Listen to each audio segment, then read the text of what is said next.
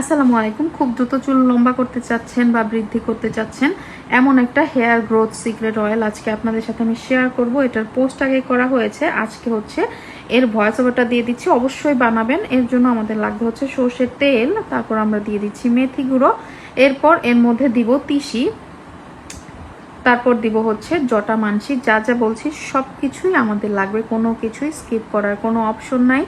তারপর আমি এর মধ্যে দিয়ে দিচ্ছি কালো জিরা, তো তো তারপর হচ্ছে দিব হচ্ছে কারি পাতা।